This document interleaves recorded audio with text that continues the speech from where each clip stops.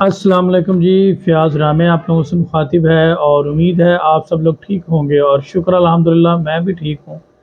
بات کریں گے سیما حیدر کیس کے حوالے سے، اور بہت سارے دوستوں نے مجھ سے سوال کیا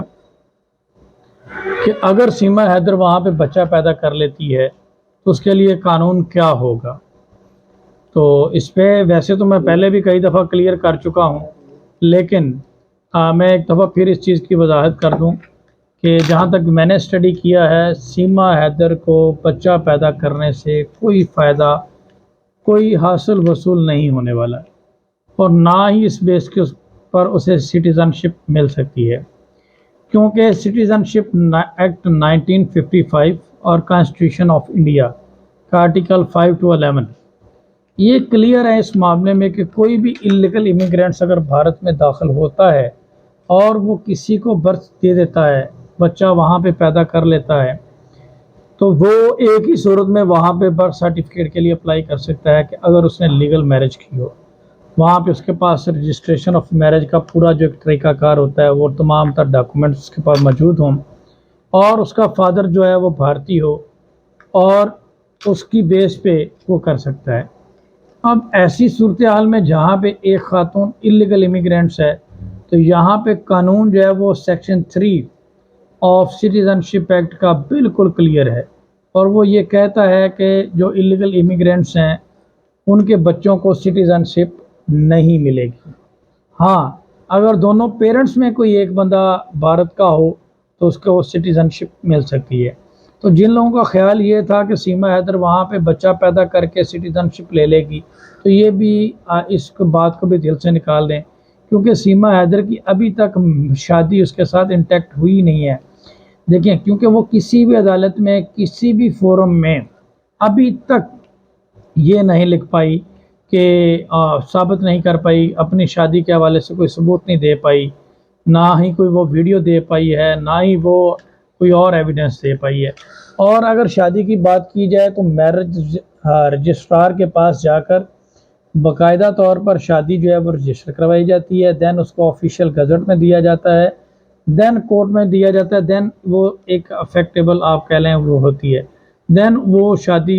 بھارتی قانون کے مطابق کنسیڈر کی جاتی ہے۔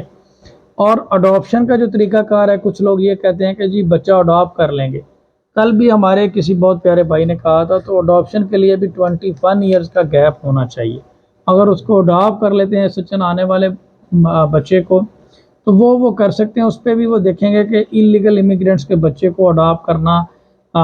کس حد تک جو ہے وہ اس کو قانون سپورٹ کرتا ہے۔ تو یہ دونوں صورتوں میں ہی سیما حیدر جو ہے وہ ڈینجر میں ہے، اور اس کو کسی صورت بھی وہاں کی جو ہے وہ شہریت نہیں ملے گی۔ ہاں، ریفیوجی اسٹیٹس کی حد تک دیکھا جا سکتا ہے، لیکن یہ بھی ڈیپینڈ کرے گا اے ٹی ایس کی رپورٹ میں۔ اگر اے ٹی ایس کی رپورٹ میں یہ چیز آ جاتی ہے کہ یہ تو کوئی پاکستانی ایجنٹ ہے، یا بھارت میں کوئی نقصان کر رہے ہیں، یا کسی اسپیشل مشن پہ آئی تھے، تو پھر مجھے بتائیں یہ بچہ جو پیدا ہونا ہے یہ کہاں جائے گا؟ یہ ساری کہانیاں تو پھر فرضی ہو گئی۔ تو یہ ساری چیزیں کلیئر ہوں گی اے ٹی ایس کی رپورٹ کے بعد۔ ایک اور چیز میں آپ لوگوں کے سامنے رکھ دوں کہ یہ صرف ایک سمپل آپ کہہ لیں کہ مفروضوں کے اوپر ان کی ساری چیزیں قائم ہے۔ جو سیما حیدر نے بیل کے لیے کاغذات سبمٹ کیے ہیں، ان سب کے اوپر غلام حیدر، وائف آف غلام حیدر لکھا، اور جو اس نے مرسی پٹیشن ڈالی ہے اور جتنے بھی ڈاکومنٹس کورٹ میں پروڈیوس کیے گئے ہیں، وہاں پہ سیما وائف آف غلام حیدر لکھا ہے، اور وہ یہی کہہ رہی ہے، وہ ایڈمٹ کر رہی ہے کہ وہ غلام حیدر کی وائف ہے، جبکہ دوسری طرف وہ کہہ رہی ہے کہ وہ سچن مینا کے ساتھ اس نے شادی کر لی ہے۔ تو ان دونوں چیزوں میں کنٹراڈکشن ہے، تضاد ہے۔ تو ایسی صورتحال میں اس کا جو کریکٹر ہے، اس کی جو پکچر ہے، وہ بالکل کلیئر ہے، اور یہ نظر آ رہا ہے کہ اس خاتون کا کریکٹر جو ہے وہ ڈھیلا ہے۔ اور میری آبزرویشن کے مطابق تو جہاں تک میں نے اسٹڈی کیا ہے، میں اس پوائنٹ پہ کلیئر ہوں کہ یہ آنے والا بچہ اس کو کوئی فائدہ نہیں دینے والا۔ اور آپ دیکھیے گا کہ یہ جو مکان بنا رہی ہے یا اس طرح کی چیزیں کر رہی ہے، اس طرح سے بھی کوئی فائدہ نہیں ہونا گا۔ یہ صرف وہ وکیل صاحب ایک بینیفٹ لے رہے ہیں، اور جو سچن ہے وہ بینیفٹ لینے کی کوشش کر رہا ہے اس کے جو ہے وہ نام کو یوز کر کے، یا جیسے بھی اس چیز کو ایک کنٹروورسی کا فائدہ اٹھا کر، ادروائز اس سے کچھ حاصل وصول نہیں ہونے والا۔ دوسری جانب اگر آپ ایک چیز اور دیکھیں تو وہ یہ ہے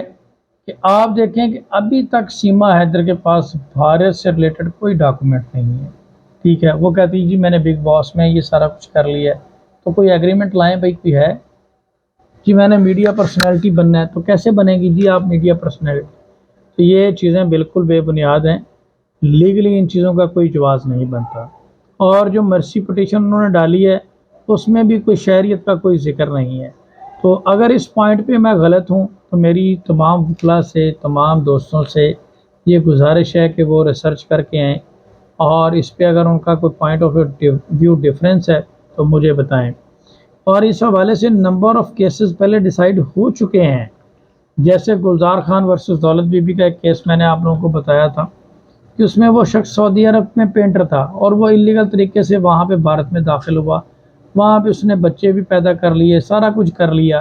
الیکٹرانک کارڈ بھی بنا لیا، ابھی بھی اسے شہریت نہیں ملی، اور وہ 2019 سے لے کر اب تک جیل میں ہے۔ تو یہ کہاں سے رہے گی؟ اب یہاں پہ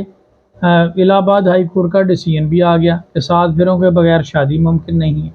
تو یہ ساری چیزیں جو ہیں وہ لیگلی پاسبل نہیں ہیں، اور سیما حیدر کو کسی صورت یہ جو ہے وہ قانون سپورٹ نہیں کرتا بھارت کا، اور قانون جو ہے وہ سیما حیدر قانون کی نظر میں ایک مجرم ہے، ایک افینڈر ہے، اور پاکستان میں بھی اس کے اگینسٹ مقدمات درج ہیں۔ تو یہ آپ لوگوں کو میں نے آج کی ویڈیو میں بتا دیا ہے۔ اور ایک چیز اور میں آپ لوگوں کے سامنے رکھتا چلوں،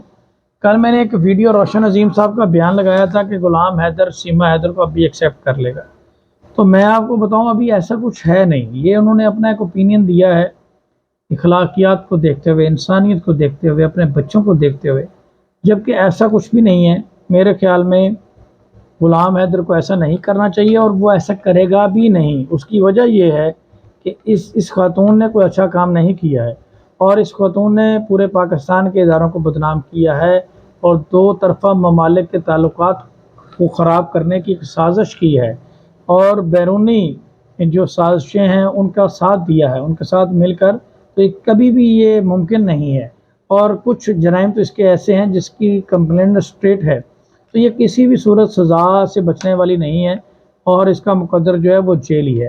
تو میری جتنے بھی دوست اس طرح کے سوال کرتے ہیں، یہ اس طرح کی چیزوں کو بیس بنا کر ڈیفینڈ کرنے کی کوشش کرتے ہیں سیما حیدر کو، تو میرا ان سے یہ گزارش ہے کہ وہ سٹیزن شپ ایکٹ 1955، فارنر رجسٹریشن ایکٹ 1939 اور فارنر ایکٹ 1946، اور گارڈین اینڈ وارڈ ایکٹ 1890، اور کانسٹیٹیوشن آف انڈیا اور دیگر جو سیکشنز ہیں، ریفیوجی ایکٹ 1951 اور دیگر جو ایکٹ ہیں، وہ پڑھ کے پھر بات کریں۔ اب ہم تو یہ ساری چیزیں ڈسکس کر کے بیٹھے ہیں، اور نچوڑ یہی نکالا ہے کہ یہ ایک ٹریس پاسر ہے اور اس کے لیے کوئی سپیس نہیں ہے۔ اپنا بہت سارا خیال رکھیے گا، دعاؤں میں یاد رکھیے گا۔ اللہ حافظ۔